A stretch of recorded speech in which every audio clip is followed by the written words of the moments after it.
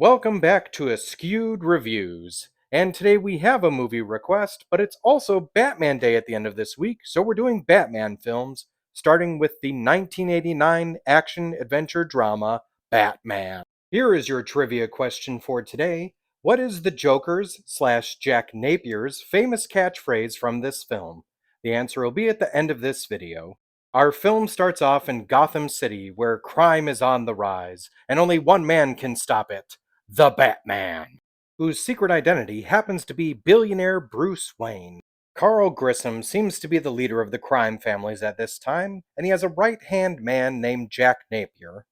Unfortunately for Jack, he has gotten on the wrong side of Grissom, so now he's been set up, and it occurs at the Access Chemicals plant. During the events at the chemical plant, unfortunately, Jack falls into a vat of chemicals and is changed forever. And with this change, he takes on a new persona as the Joker. Now, while all of this is going on, two journalists, Alexander Knox and Vicky Vale, are investigating Batman. Bruce begins to develop some romantic feelings towards Vicky Vale. Unfortunately, so does the Joker. So will Batman be able to stop the Joker while simultaneously saving Vicky and Gotham City? Tim Burton is the director of this film, and what's interesting is both he and Michael Keaton did not know much about Batman before starting this film. This movie is of course based off of the Batman comic books that have been around since 1939. Bob Kane, who created Batman, was originally going to make a cameo in the film. Unfortunately, he was too sick to do so, so instead he made this drawing and added his signature to it. The movie actually released on the 50th anniversary of the first comic book. The original script actually had both the Joker and the Penguin as villains. It also originally had either Rupert Thorne or Carmine Falcone as the big boss instead of Carl Grissom, who was created for this film. Barbara Gordon was also in the original script as well. They were also planning on Thomas and Martha Wayne having a little bit bigger role in the film, and they were going to ask both Adam West and Julie Newmar, who played Batman and Catwoman on the original 66 series, to come and play those characters. But apparently Adam West was really upset that he wasn't asked to play Batman for this film, so he would have turned it down. However, the two of them would actually play Thomas and Martha in the animated series Batman the Brave and the Bold. They were also planning on the Flying Graysons being a part of this as well, with, of course, the parents dying, and then by the end of the film, having Dick Grayson become Robin. And apparently, Kiefer Sutherland was in talks to play Dick Grayson. There was also going to be a much larger rivalry with Knox and Wayne over Vicky Vale. One last thing that was in the original script is apparently underneath the Joker's float was going to be a tank, and that's how he was going to shoot down the Batwing. But when that was too costly, they changed it, of course, to the long barrel revolver.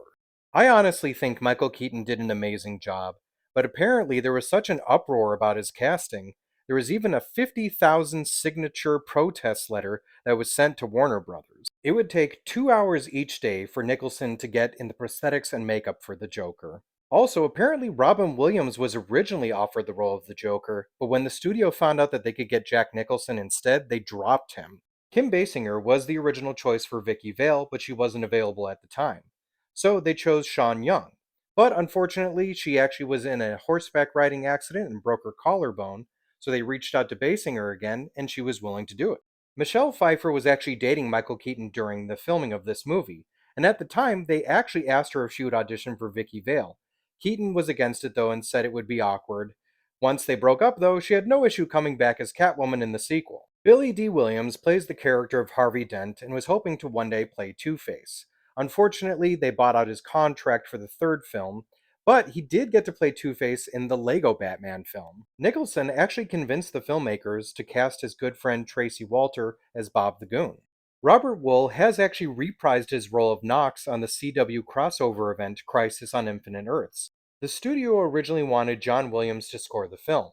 They were very skeptical of Danny Elfman until they heard the opening number. Then they knew that Burton made the right choice. As you're probably well aware, Prince does a lot of the soundtrack, but they did actually reach out to both Michael Jackson and George Michael, who both turned it down.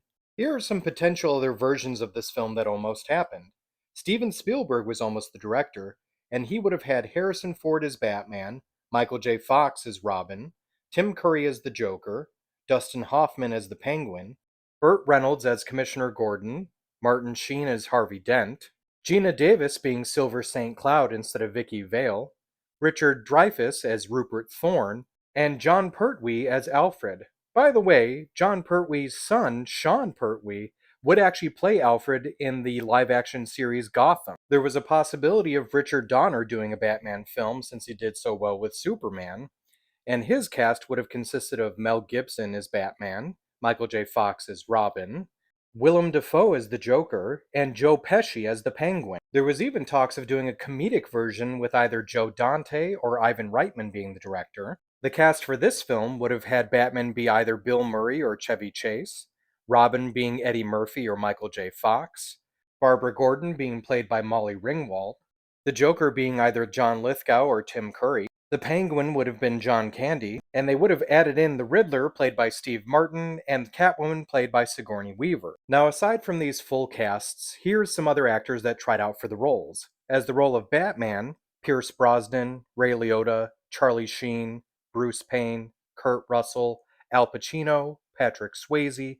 Arnold Schwarzenegger, Tom Selleck, Tom Cruise, Nicolas Cage, Kevin Spacey, Kyle MacLachlan, Alec Baldwin, Kevin Costner, Richard Gere, Jean-Claude Van Damme, Michael Biehn, Tom Hanks, John Travolta, Sean Penn, Emilio Estevez, Matthew Broderick, Sylvester Stallone, Kevin Kline, William Hurt, Mickey Rourke, Bruce Willis, Dennis Quaid, and Jeff Bridges. As for the Joker, there was David Bowie, Ray Liotta, Wilhelm von Homburg, Jeff Goldblum, James Woods, Donald Sutherland, Brad Dourif, Robert Englund, Robert De Niro, Alan Rickman, John Malkovich, Christopher Lloyd, and even Michael Keaton. Harvey Dent could have been Don Johnson, Dale Midkiff, William Peterson, Ray Liotta, or Lawrence Fishburne. Alexander Knox could have been Steve Martin or Daniel Stern. Carl Grissom could have been Christopher Lee, Martin Landau, or Albert Finney. Commissioner Gordon could have been Richard Crenna or Tom Atkins. The Penguin could have been Peter O'Toole. And Detective Eckhart could have been Brian Dennehy. There was also quite a few directors up for this film as well, including David Cronenberg, Joel and Ethan Coen, Sam Raimi, Alex Cox, Terry Gilliam, Brian De Palma, George Miller, Robert Zemeckis, Walter Hill, John McTiernan, Wes Craven, David Lynch, Martin Scorsese, John Carpenter, Toby Hooper, James Cameron, Ridley Scott, Oliver Stone, and Tony Scott. The Batmobile in the film was actually made up of parts of lots of different vehicles, including a Chevy Impala, a Ferrari, a London bus, and a Harrier jump jet. Did you happen to know that in the film Batman is wearing Nikes? Due to product placement, they have shoes with calf attachments that are Nike Air Trainer 3s. There are some props from the Little Shop of Horrors film from 1986 that also appears in this film. The surgical props for the Joker are the same as the dentist props from that movie. Did you ever wonder how Jack Nicholson wiped away the makeup to reveal white makeup below?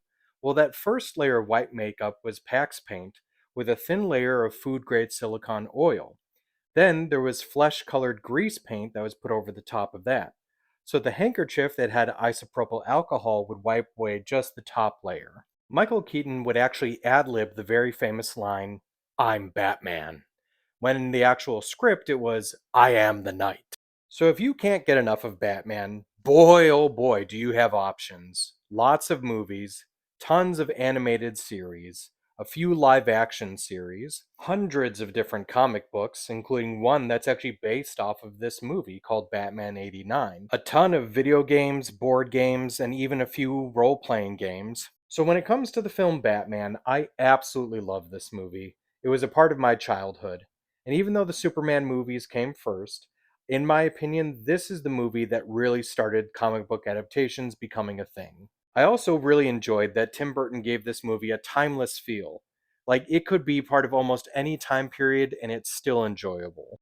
So I'm giving this film a 5 out of 5. Now, as for the trivia question from the beginning of this episode, what is the Joker slash Jack Napier's famous catchphrase from this film? Have you ever danced with the devil in the pale moonlight? I hope you enjoyed this episode of Askewed Reviews, and if there's a movie you'd like to see get a review, just mention it in the comments. And as always, like, comment, share, and subscribe.